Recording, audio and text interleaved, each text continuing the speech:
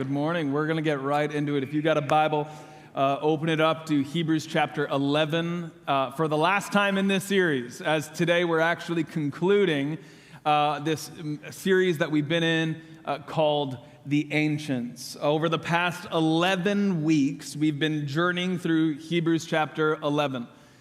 Hebrews 11 is New Testament literature that's actually pointing back to Old Testament stories. And the reason why the author of Hebrews does this is because the early church here was struggling with their faith.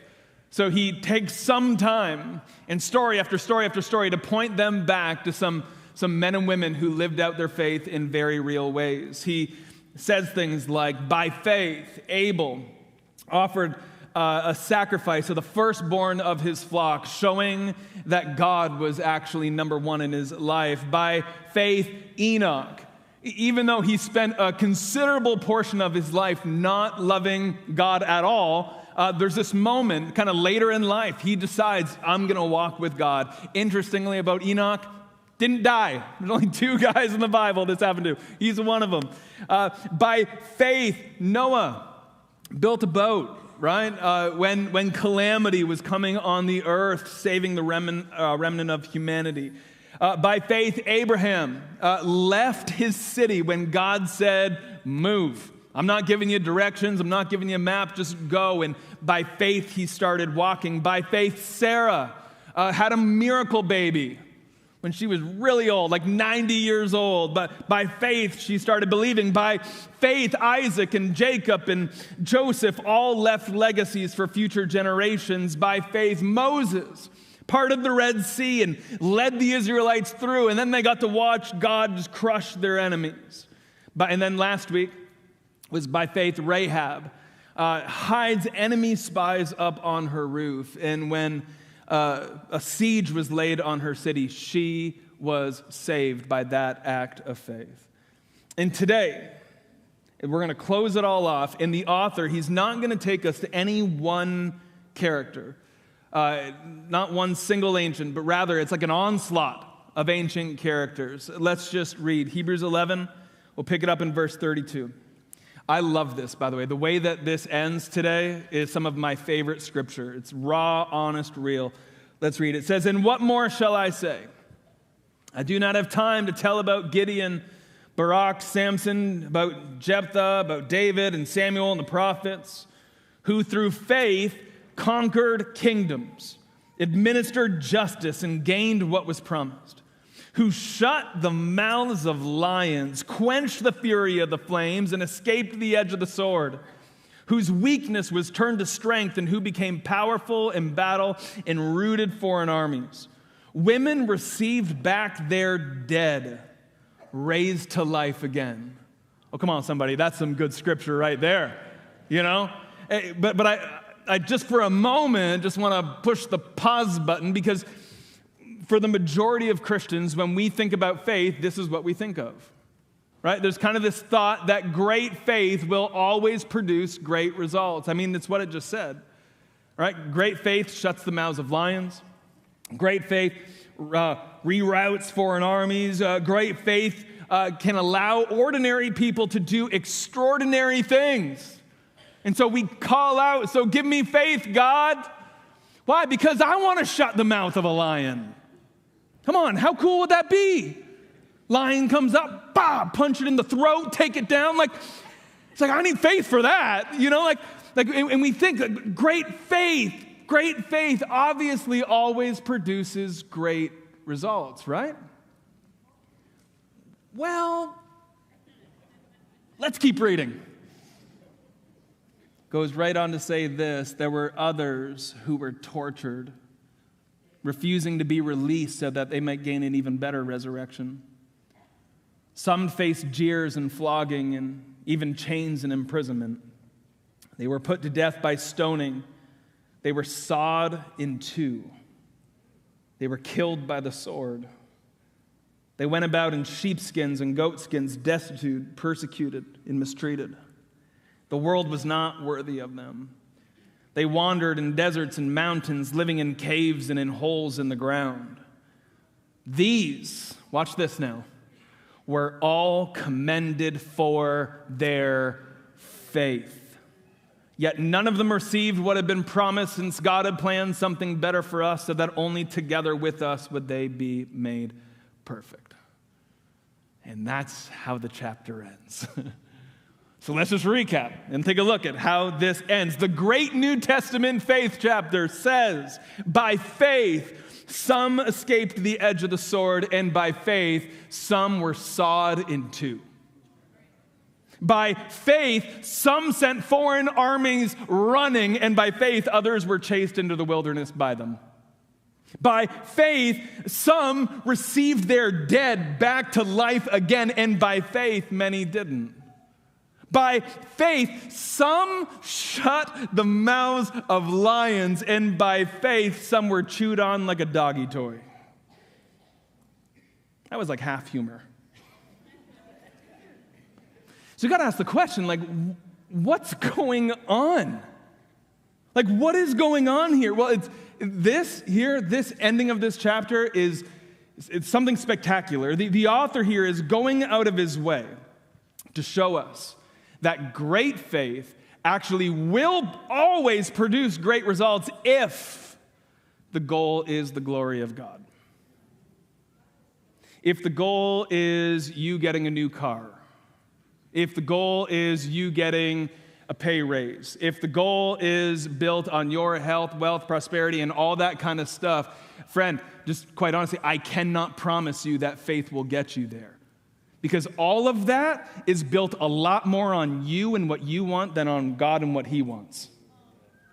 Great faith will always produce great results if the goal is the glory of God. The goal of faith does not start with me. The goal of faith does not start with you. The goal of faith starts with God. Like this life, it's not this life where it's like we get to use God to get the things of God. And if I just activate this faith, then He's going to give me stuff. It's not how this works. It's not the plan. It's not that we get the stuff of God. We get God. Amen. Right? That's the goal of faith, the glory of God. It has always been about the glory. In fact, just write this down. I've already said it, but this is like my one point today. The goal of faith is the glory of God. And if we as a church would actually grasp the simplicity of this statement, I guarantee you it will change your entire life. I guarantee you. The goal of faith is the glory of God. And sometimes I get worried when I listen to pastors preaching sermons like, today we're going to talk about how to shut the mouth of a lion, and all you need is great faith. And part of me, I'm like, okay, but what happens when you have great faith and the lion just tears you apart? What then? Well, then we're left, well, apparently this faith thing doesn't work for me. Apparently God doesn't like me today. You know, and what happens is people leave. Like, listen, I've been around this church and other churches long enough.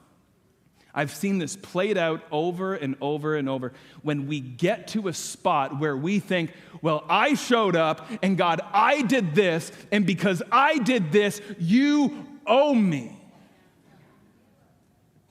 And then when the lion chews on you, right? It's like, I'm out.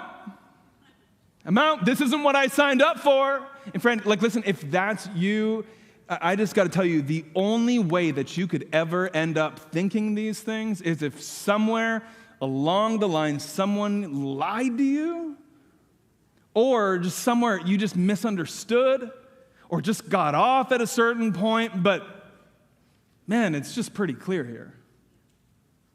By faith, some had this amazing outcome, and by faith, some didn't. And this is the whole thing around this. Like, we cannot control the outcome. And if you're like a type A personality, you're going to struggle with this more than everyone else. So just take a deep breath. But like, if you're like, I got to control the outcome, you just can't. And the point of faith is not that we have this great earthly outcome. The goal of faith is the glory of God. Now, I'll also just say this along the way. I pray that we would be a church who shuts the mouths of lions. Come on. Come on. Like, wouldn't that be awesome? But I also pray that we would be a church that if he calls us to be mocked for him, tortured for him, or one day maybe even killed for him, that we would stand strong because we care more about his glory than our own. That's faith. And the only way that you're ever going to get there is, I love it, I think it was John the Baptist said like that he needs to increase and I need to decrease. And the more that God actually increases in your life, the more that this will make sense. But if God is not number one, friend, you will always wrestle with a message like this. You'll wrestle with a God who allows different outcomes. You'll want to throw in the towel because you've bought in more to the North American dream than the gospel of Jesus Christ. By faith, by faith, by faith, by faith. I love it. And it's not done. It's not done at all.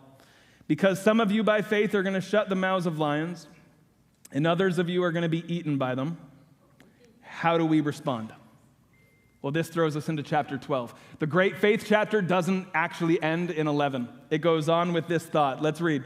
Hebrews 12, verse 1. It says, therefore, since we're surrounded by such a great cloud of witnesses, it says, let me hear you say those words, let us throw off everything that hinders and the sin that so easily entangles, and let us, come on, say let us. Run with perseverance the race marked out for us, fixing our eyes on Jesus, the pioneer and perfecter of faith. I love that. You got to see this because most times we miss it. The author here doesn't just say, hey, church, let us now run our race with eyes fixed on Jesus. He actually says, let's run our race, eyes fixed on Jesus, knowing that we're surrounded by a great cloud of witnesses. Now, that's an interesting line. Like, who's that? Who's he? What's he talking about here? Well, it's everybody that we just studied. It's the ancients.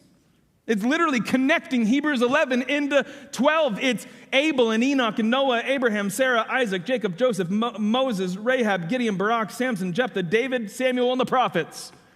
Everybody that's mentioned in 11.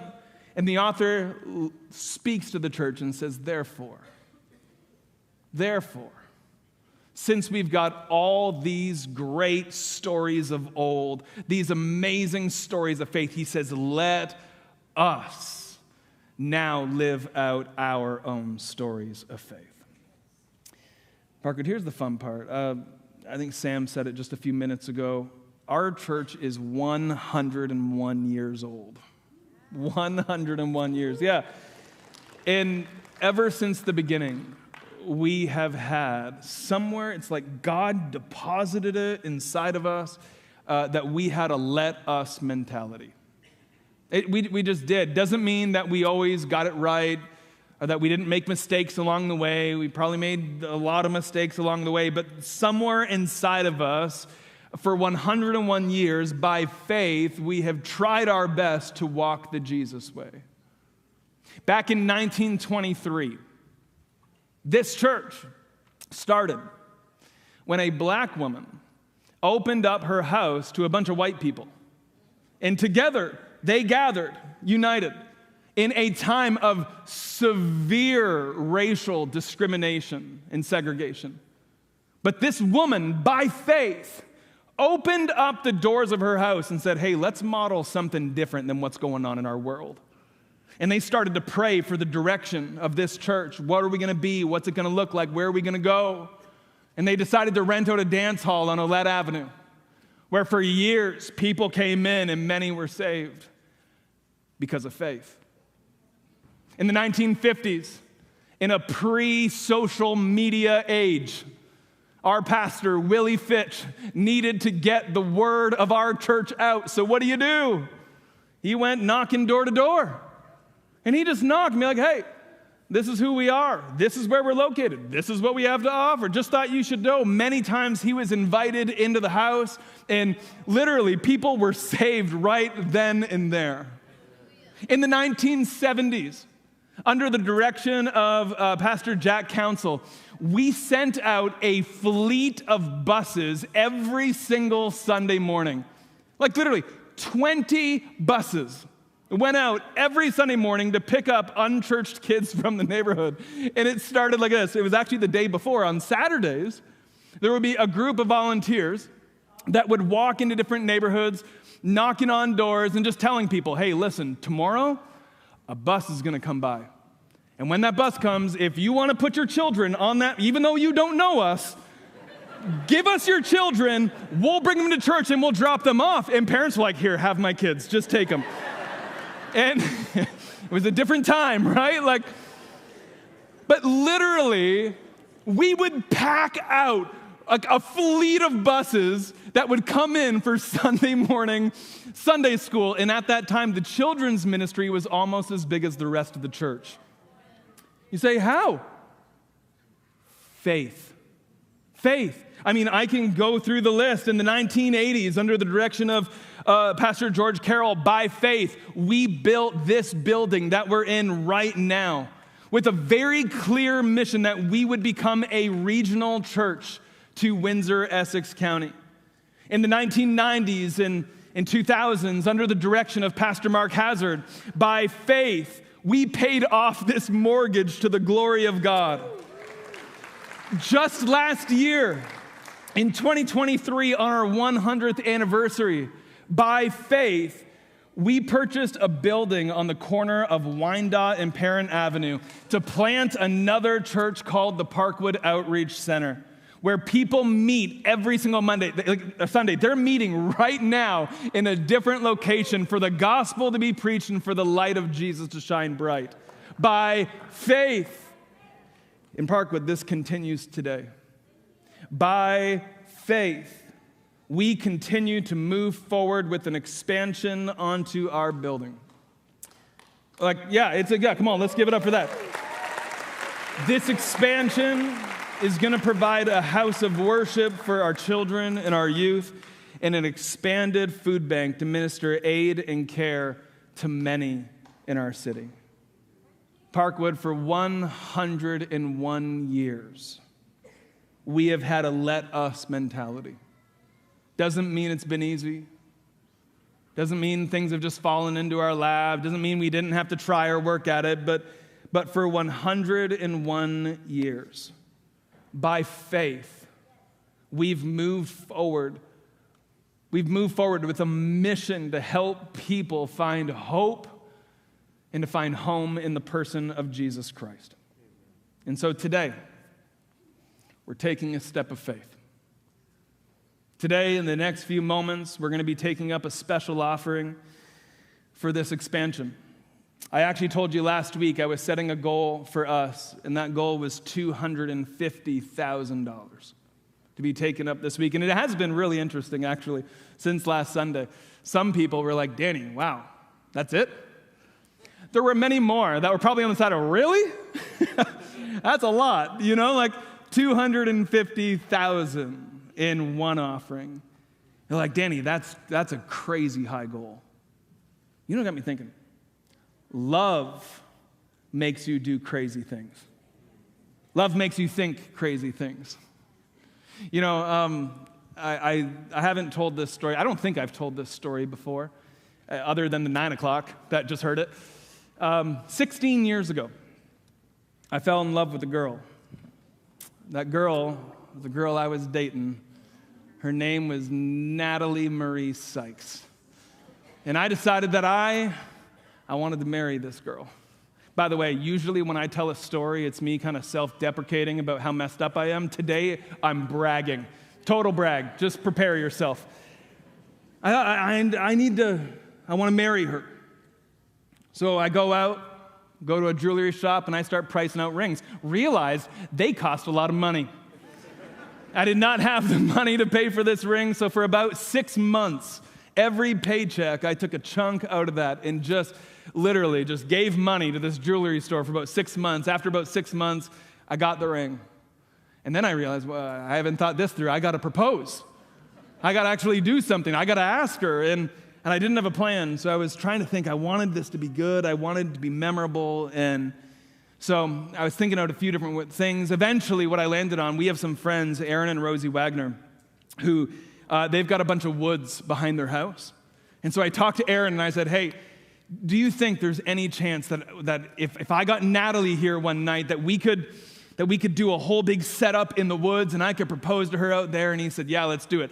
So for like 2 days before I proposed, Aaron and I slugged it out, like sweating in the sun, clear-cutting this section of the woods away from like all civilization.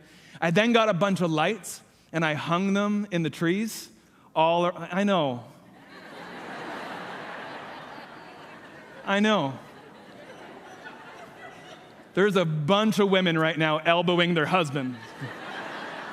You didn't do that for me. I hung all these lights all the way around, and then I even brought a piano out there.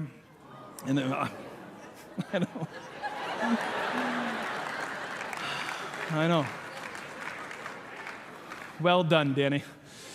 I brought a piano out there, but the problem is you need power, and you don't have power in the middle of the woods, so I got a generator, which those things are loud, so I had to run it like 200 yards away with extension cables so we could get power there. And we got power finally, but I had to get Natalie there, right? And so we created this lie. Rosie, I think it was the first time in her life she ever lied, and she somehow convinced Natalie that there was a crisis and an issue, so she got her there and out to the woods and met me. And then, like Rico Suave, I don't even know who that guy is, I bring Natalie out into the woods, and she walks into this well-lit area. It was beautiful. And then it turned even more like a movie. It started to drizzle rain on us. Yeah. I got on the piano, and I played her not just a song, I played her a song that I wrote. Yeah, I know.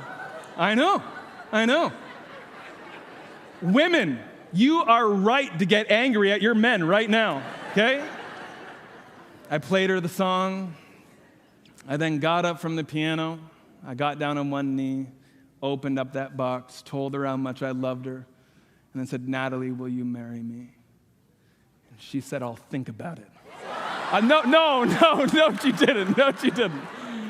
She said yes. She said yes. And here we are. And I know right now somebody is, first of all, thinking, what does this have to do with anything? Or some are thinking, Danny, that seems like a crazy amount of work. Yeah. But love makes you do crazy things. Love makes you clear-cut woods for days and hang lights. Love makes you write music when you have no gift in writing music, right? Love makes you do crazy things. Parkwood, when we look at the history of this church from 1923 until today, you have to understand, love got us here.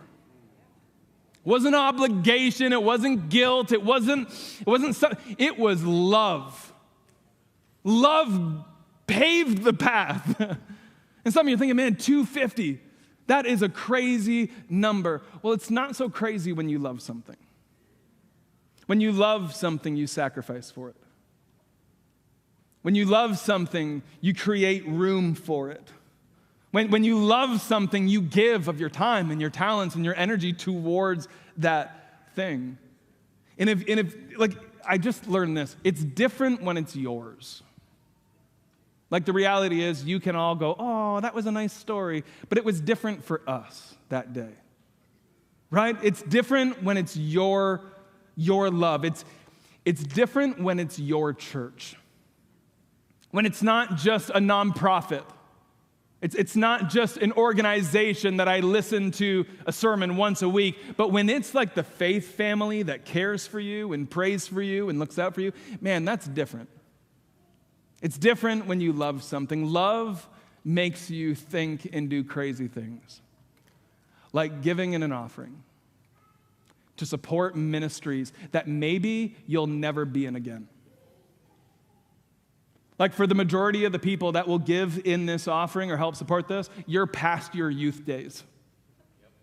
You're past your children days. And faith steps in.